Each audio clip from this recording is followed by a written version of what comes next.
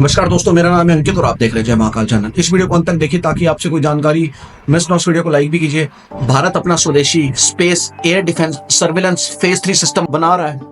भारत ने फैसला किया है कि वो पाकिस्तान और उसके अब्बू चाइना के ऊपर निगरानी बढ़ाएगा स्पेस के थ्रू सैटेलाइट से। अब पीओ के बॉर्डर हो चाहे पाकिस्तान से सटा भारत का कोई भी बॉर्डर हो, उनके ऊपर निगरानी रखी जाएगी, उनके नेवल बेसिस के ऊपर, मिलिट्री हेडक्वार्टर्स के ऊपर। दूसरी ओर चाइना के साथ जो हमारा बॉर्डर है, सिक्किम, अरुणाचल, लद्दाख, उसके ऊपर भी निगरानी रखी जाएगी, चाइना के डिफेंस बेसिस के ऊपर, चाइना के नेवल बेसिस के ऊपर। स्पेस एयर डिफेंस सिस्टम के अंदर लॉन्च की जा रही है 52 सैटेलाइट्स।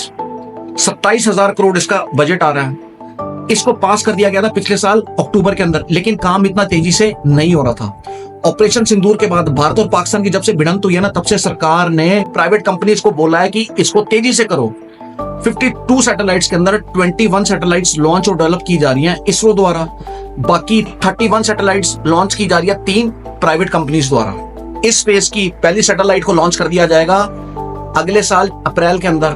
बाकी जो सैटेलाइट्स हैं उनको लॉन्च कर दिया जाएगा 2029 के अंदर, जाने की 4 साल के गैप के अंदर। ऑपरेशन सिंदूर के दौरान भारत ने अपनी कॉडसेट सैटेलाइट्स और विदेशी कमर्शियल सैटेलाइट्स का इस्तेमाल किया था पाकिस्तान की मूवमेंट को ट्रैक करने के लिए। लेकिन इसी ऑपरेशन के दौरान हमें यह एहसास हुआ कि ओओडीए को कम करने की जरूरत है।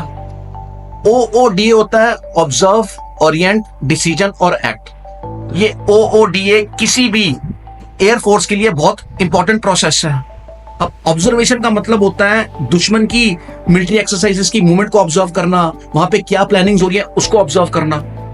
ओरिएंट का मतलब होता है उस ऑब्जर्वेशंस की रीडिंग करना, उसके ऊपर डीप एनालिसिस करना। डिसीजन का मतलब होता है डीप एनालिसिस करने के बाद उसके ऊपर एक डिसीजन लेना, और एक्शन का मतलब होता है उस डिसीजन लिए हुए के ऊपर इंप्लीमेंट करना। तो ओओडीए के अंदर लूप होल्स पाए गए ऑपरेशन सिंदूर के बाद। 2 तरह की सैटेलाइट्स इस डिफेंस सिस्टम में यूज की जा रही हैं, लोअर अर्थ ऑर्बिट सैटेलाइट्स और geostationary satellites. Lower earth orbit satellites earth के बहुत नजदीक होती है, रेंज होती है 1000 से 1200 किलोमीटर। और जो जियो स्टेशनरी सैटेलाइट्स होती हैं उनकी रेंज होती है धरती से 35,000 किलोमीटर दूर। और उसके अलावा मीडियम ऑर्बिट सैटेलाइट्स भी होती हैं जो धरती से 10,000 किलोमीटर की दूरी पे होती हैं। अब लोग सोच रहे हैं कि पहले इतनी सैटेलाइट्स है तो 52 सैटेलाइट्स और क्या करनी है। ये सैटेलाइट्स बेसिकली डिजाइन की गई है डिफेंस पर्पस के लिए। ज्यादा से ज्यादा सैटेलाइट्स इसलिए बनाई जा रही है ताकि पाकिस्तान और चाइना के ज्यादा से ज्यादा एरिया के ऊपर नजर रखी जा सके और गैप को फिल किया जा सके। सैटेलाइट स्टैटिक नहीं होती, सैटेलाइट मूव करती रहती है। तो यदि हमें इंपॉर्टेंट एरिया की 24 घंटे सर्विलेंस करनी है तो सैटेलाइट्स का होना बहुत जरूरी है। एक सैटेलाइट मूव हुई तो दूसरी सैटेलाइट उस इंपॉर्टेंट लोकेशन पे पहुंच गई और वो हमें पिक्चर्स प्रोवाइड कर दी रही।